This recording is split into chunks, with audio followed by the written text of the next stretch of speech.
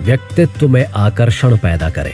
आप लोग अवश्य ही कभी न कभी ऐसे व्यक्ति से मिले होंगे जिसे देखते ही आप उसकी ओर आकर्षित होते हैं, आप उनसे मित्रता करना चाहते हैं। ऐसे व्यक्ति पर आप अन्य लोगों की तुलना में कुछ अधिक भरोसा करते हैं। हम सभी के व्यक्तित्व में ऐसा आकर्षण होता है, परंतु सभी का स्तर अलग होता है।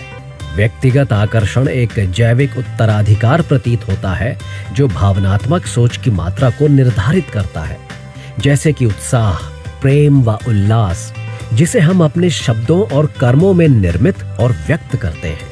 हम इस उत्तराधिकार की गुणवत्ता एवं मात्रा में बढ़ोतरी नहीं कर सकते, लेकिन हम इसे संगठित कर सकते हैं और मनवांछित लक्ष्य को प्राप्त करने की दिशा में लगा सकते। और जो व्यक्ति ऐसा करना सीख जाते हैं, प्रायः हमारे समाज में नेता, उद्यमी, निर्माता या सफल व्यक्ति कहलाते हैं और हमारी सभ्यता को आगे दिशा देने में सहायक होते हैं। सावधानी आवश्यक है, प्रायः, लेकिन हमेशा नहीं। ऐसा अक्सर होता है कि कुपात्र व्यक्तियों के हाथों में शक्ति आ जाती है।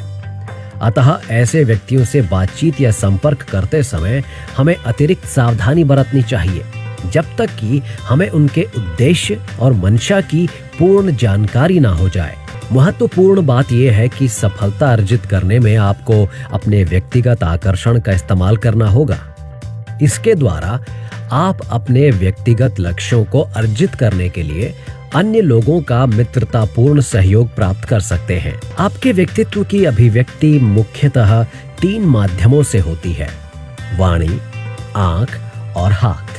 संक्षेप में अपने विचारों और सोच को संप्रेषित करने के ये प्रमुख माध्यम हैं, लेकिन इसमें आपके परिधान और शारीरिक हाव भाव की भी भूमिका होती है। ऐसा संभव है कि जो शब्द या वाक्य आप बोल रहे हो उसका कोई खास अर्थ ना हो, परंतु आपका स्वर, बोलने का लहजा और उत्साह कहीं अधिक प्रभावपूर्ण होता है। एक ऐसे व्यक्ति को जिसके पास उच्च स्तर का व्यक्तिगत आकर्षण हो, लोगों का ध्यान अपनी ओर आकृष्ट करने के लिए एक शब्द भी बोलने की आवश्यकता नहीं होती।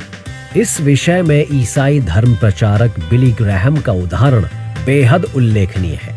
वो महज अपने शारीरिक हाव भाव, भावपूर्ण नजरों और सुरीली आवाज के द्वारा ही आत्मा को परमात्मा के नजदीक ले जाते हैं।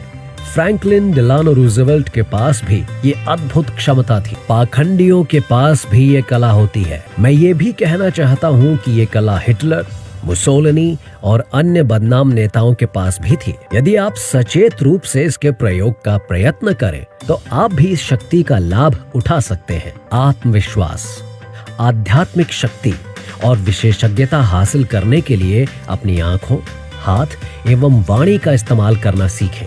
दूसरों की मानसिक क्षमता के अनुरूप स्वयं को ढालने के लिए सचेत रूप से प्रयास करें। लोगों से गर्मजोशी से मिलें, उनका हाथ सुदृढ़ रूप से अपने हाथों में लें तथा सुमधुर स्वर में बात करें, ताकि आपको सुनने वाले का ध्यान आपकी ओर आकृष्ट हो। अपने व्यक्तिगत आकर्षण को जागृत करें और फिर देखें कि ये आपके लिए क्या करिश्मा कर सकता है।